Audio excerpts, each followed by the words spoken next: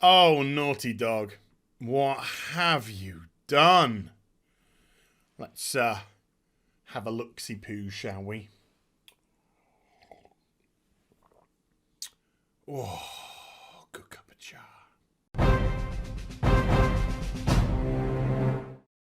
Hi everyone, it's Az here from HeelvsBabyface. I want to start this video off by talking about The Last of Us, the first game.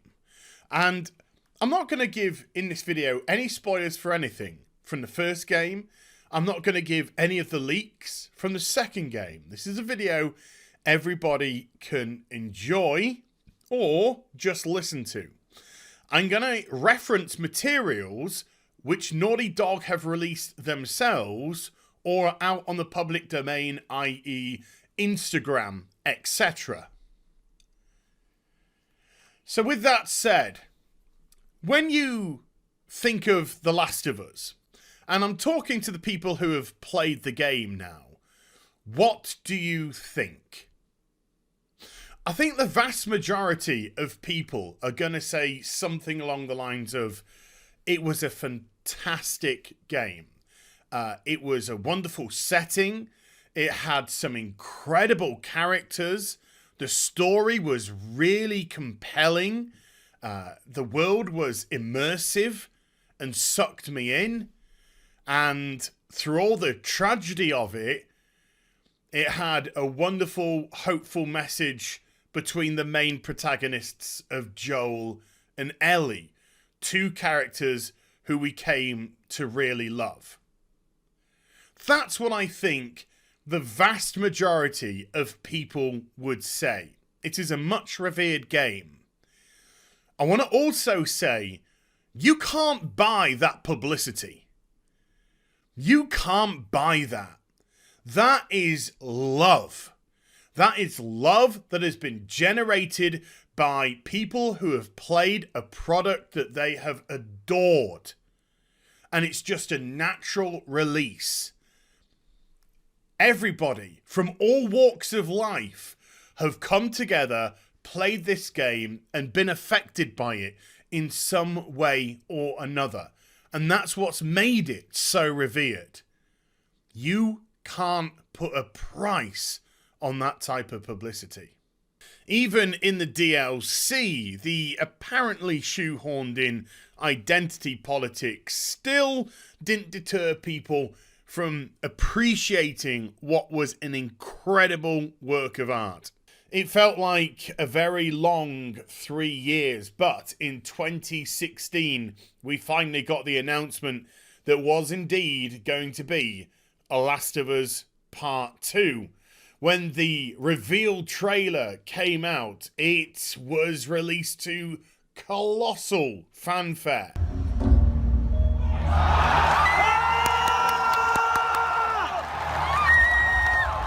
We saw a slightly grown-up Ellie playing the guitar.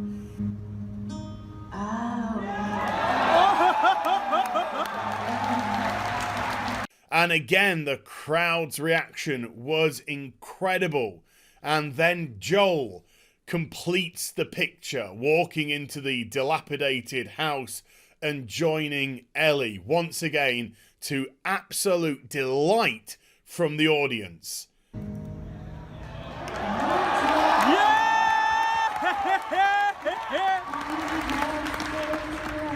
The Last of Us was coming back, and Joel and Ellie were there to push it forward once again. It was another year or so until we got further details of The Last of Us Part 2, and it seemed to actually ask more questions than it answered. We were introduced to 3 new characters by the looks of it: an Asian female, an Asian male, and another character. There was no Ellie or Joel to be had in sight. They didn't make any appearance in this trailer, and we were kind of wondering what it was really all about, but no explanation was given. We'd just have to wait and see. It was mid-2018 when we finally got to see some actual gameplay from the upcoming sequel, which focused around Ellie as she would be taking on the main protagonist duties in this new game. It looked good, it looked tight, it looked like a nice little evolution from what we'd seen from The Last of Us back in 2013, and yes, there were some mumbles and grumbles for a couple of reasons. The first, that there seemed to be an extraordinary amount of time focused around Ellie and her new potential girlfriend, but in Naughty Dog we trust.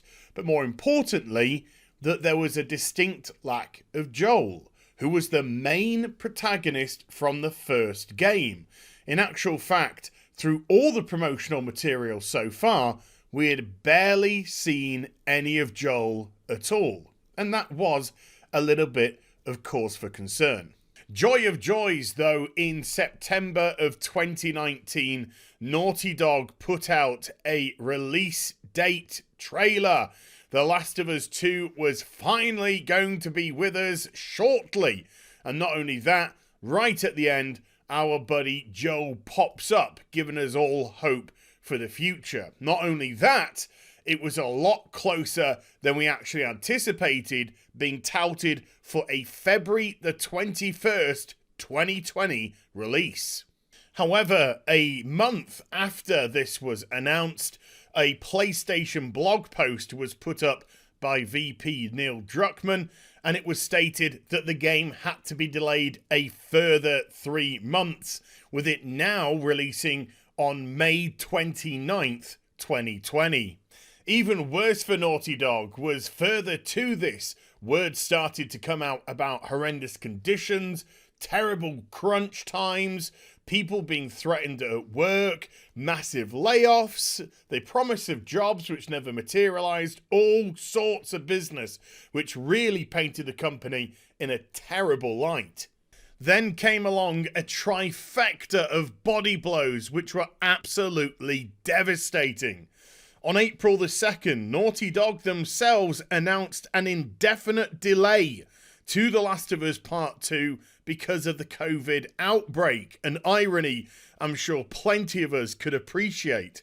On the 14th of April, Troy Baker, the voice actor who plays Joel in the games, came out with a statement saying people need to keep an open mind when it came to The Last of Us Part 2, causing a lot of people to panic and worry that they had indeed gone down an ideological pathway. And then just 3 days ago, on the 27th of April, probably the most devastating of all of them. The whole plot, including supporting screenshots and video, was leaked online by an alleged disgruntled employee. Currently, reports are sketchy as to exactly why these leaks were put up, but I've got absolutely no doubt we will find exactly who did it and why they did it at a later date. There's speculation ranging from the fact that once more, Naughty Dog delayed the game in an effort to maximise on profits, while the team went through horrendous crunch to get it out on the timescales that they wanted, through to things like bonuses that were not granted to them because of the delayed release of the game itself, making them having to wait further, while potentially higher-ups got their bonuses in advance instead of waiting the 6-month period. Media was quick to step up and condemn these leaks by the disgruntled employee, but that's Jason Schreier and he's a complete and utter hypocrite. He was just mad that he wasn't the one that was the recipient of the leaks. As it's shown, he's quite happy to print them when he gets them. Naughty Dog themselves responded with the following tweet. "We know the last few days have been incredibly difficult for you. We feel the same.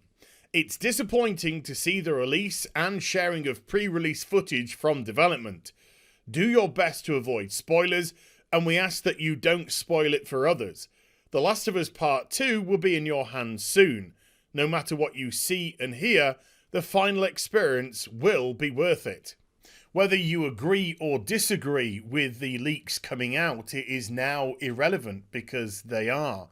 And all the people who viewed them and put up videos or discuss them on various forums without going into any spoilers, as I've said, there was a commonality amongst the vast majority of them, including myself, and that was people weren't happy with the story, nor were they happy with the way that the main characters were being treated.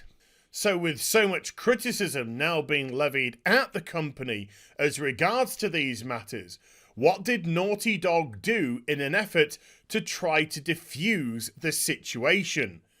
Well, Vice President Neil Druckmann decided to go to his own personal Instagram account, pop up a story which was exceptionally passive-aggressive, where he basically said, if you don't like The Last of Us 2, you are an ist, a phobe, and an ism, and then going so far as to pull a full Kelly Sue DeConnick. And if you don't like my politics, don't buy my book.